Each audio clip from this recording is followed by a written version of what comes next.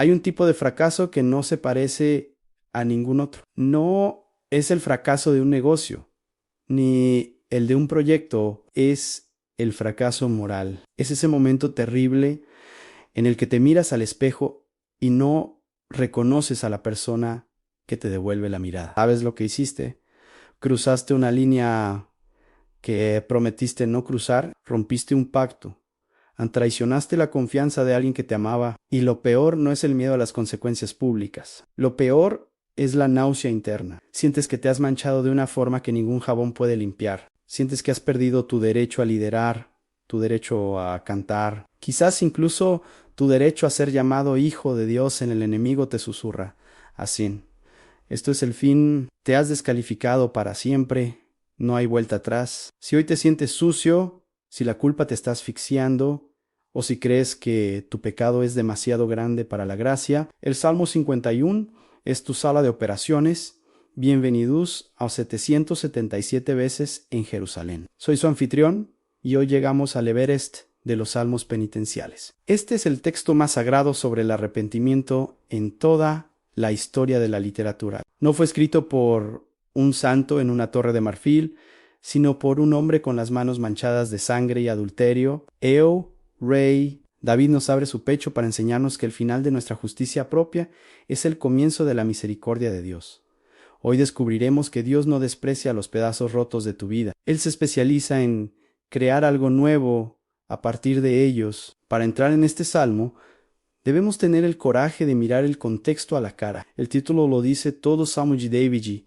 Cuando después que se llegó a Betsabé, vino a él Natán, el profeta. La historia está en 2 Samuel 11 y 12 an David. El hombre, conforme al corazón de Dios, se quedó en casa cuando debía estar en la guerra. Desde su terraza, vio a Betsabé bañándose en codición, mandó traerla en adulterón, y cuando ella quedó embarazada, David intentó encubrirlo con engaño, y cuando el engaño falló, recurrió al asesinato. Mandó matar a Urías, el esposo de ella, uno de sus soldados más leales. Durante un año entero, David vivió una mentira, actuó como rey, juzgó al pueblo y fue al tabernáculo, mientras escondía un cadáver y un adulterio en su conciencia. Hasta que llegó Natán, el profeta le contó una parábola, atrapó su conciencia y le dijo: tú eres aquel hombre. En ese instante, la represa se rompió.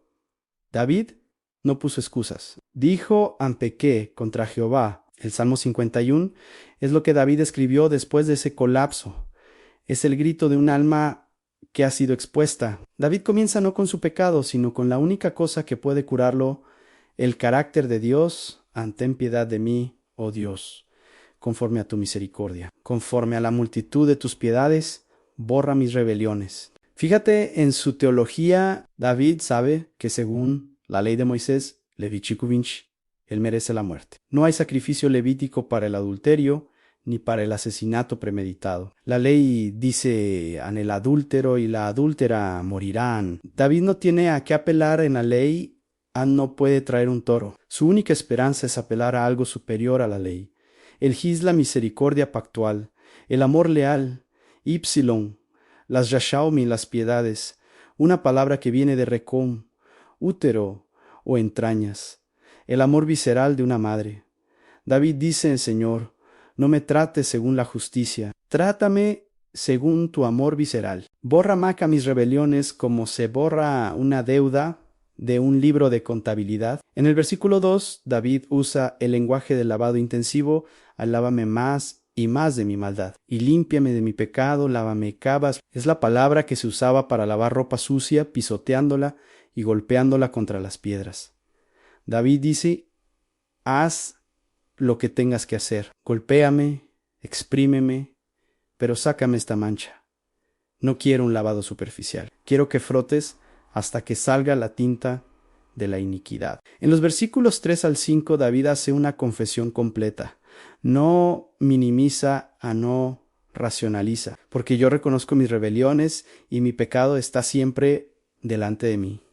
A la palabra reconozco es ya da conozco íntimamente, ya no vive en negación. Y luego la declaración teológica más profunda en contra ti solo he pecado y he hecho lo malo delante de tus ojos en espera. solo contra Dios. No pecó contra Urías a quien mató, contra Betsabé a quien usó, contra la nación. Si empero David entiende la raíz del mal. Todo pecado, en última instancia, es un ataque a la autoridad de Dios. Urías era imagen de Dios. La ley era la palabra de Dios. La traición horizontal es siempre una traición vertical. David se da cuenta de que ha roto el corazón del padre, y eso le duele más que las consecuencias sociales. Y va más profundo. En el versículo 5 lee aquí: en maldad he sido formado, y en pecado me concibió mi madre. Esto no es una excusa. Nací así. Es una admisión de la depravación total. David dice: Señor, esto no fue un accidente.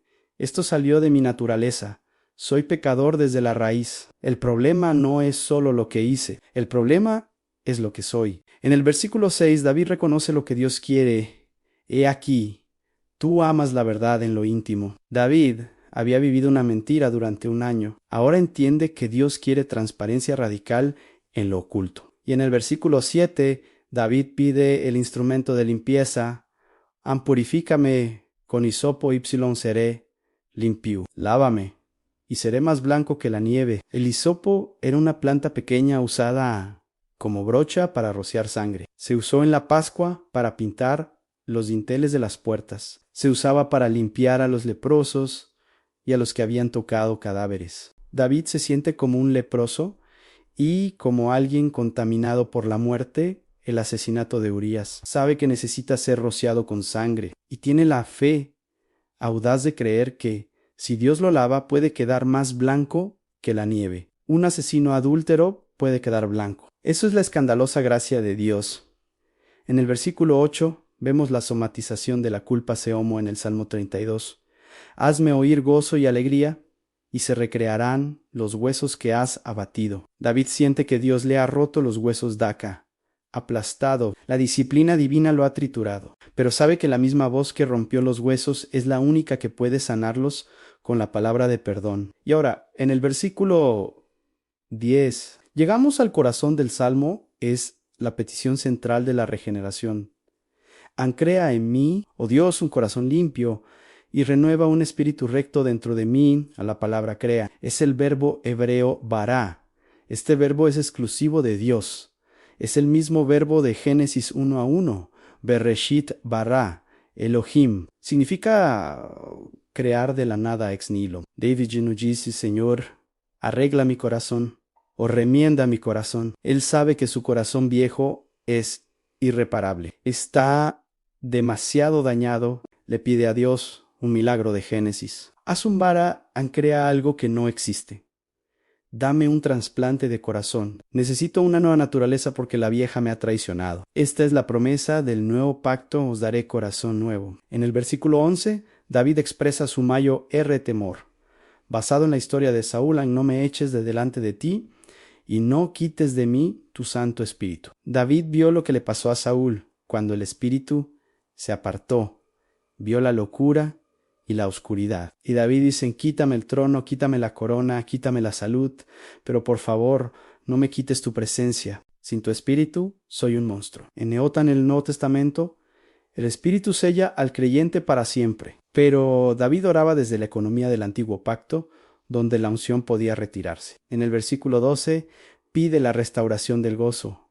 Envuélveme el gozo de tu salvación. No pide que le devuelva la salvación, porque nunca dejó de ser hijo del pacto, sino el gozo de ella. El pecado no te quita la salvación, pero te roba el gozo. Te quita la canción. Y aquí, en el versículo 13, sucede algo hermoso. David, el pecador roto, empieza a pensar en los demás. Entonces enseñaré a los transgresores tus caminos, y los pecadores se convertirán a ti. Este es el propósito de la restauración. David dice: Señor, si tú puedes limpiar a alguien como yo, entonces yo me convertiré en el mayo evangelista de tu gracia.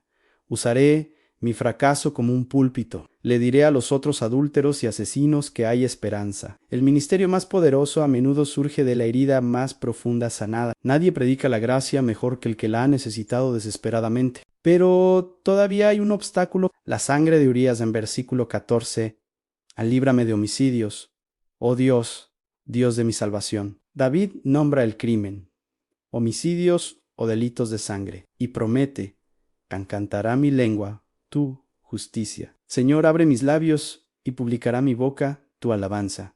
El pecado había cerrado su boca, la culpa lo había silenciado, solo el perdón puede volver a abrir los labios del adorador. Y el salmo concluye con la revelación teológica que cambia todo el sistema religioso. Versículos desde 6. Shichi.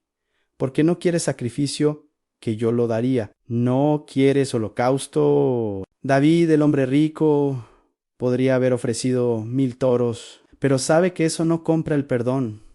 ¿Qué es lo que Dios quiere? ¿Cuál es la ofrenda que Dios nunca rechaza? Los sacrificios de Dios son el espíritu quebrantado. Al corazón contrito y humillado no despreciarás tú. Oh Dios, aquí está el secreto. Quebrantado Shabar y contrito Daka significa un corazón que ha dejado de defenderse, un ego que ha sido molido, una voluntad que se ha rendido.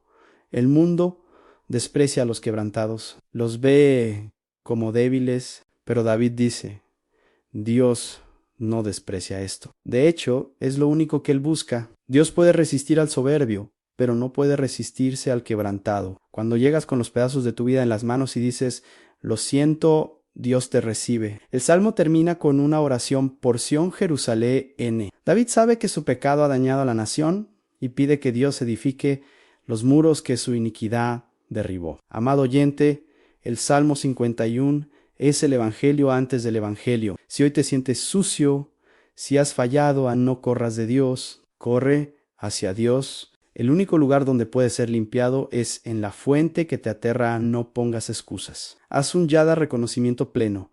Dian contra ti he pecado. Pide un vara. No trates de mejorar tu vieja naturaleza. Pídele al Espíritu Santo que cree en ti un corazón nuevo, sensible y limpio.